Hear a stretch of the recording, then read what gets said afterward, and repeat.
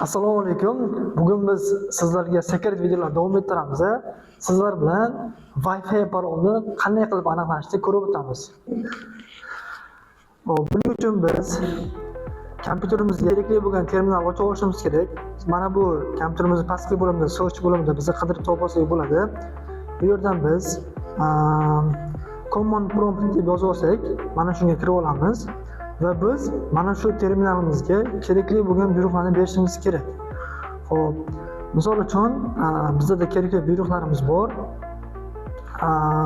Net WLAN show profil deb yozadigan bo'lsak, bizga qanchalik hozirgi kungacha qancha Wi-Fi qo'llanganimizni ko'rsatib beradi. Mana ko'rdingiz, biz shu vaqtgacha qo'llangan Wi-Fi'larimizni ko'rsatib boryapti. Endi Wi-Fi'mizni hozirgi vaqtda ulantirgan Wi-Fi'mizni parolni aniqlash uchun hop buyrug'imizni ko'ra olamiz. Net bilan show profilni keyklarni shunday olsak, hop o'chirib tashlaymiz, buyruqni qo'yamiz. Wi-Fi nomini noto'g'ri yozib kelmayman. Hop IT Park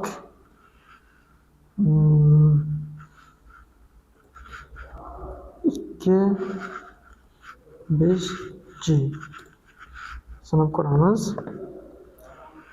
IT Park 5G adashmasam orasida joy bor ekan. Bosadigan bo'lsak, mana bizni fayl chiqarib kelyapti va key content degan joyda mana bizga parolni ko'rinib turibdi. Shu kabi videolarni o'tkazib yubormaslik uchun meni sahifamga obuna bo'ling.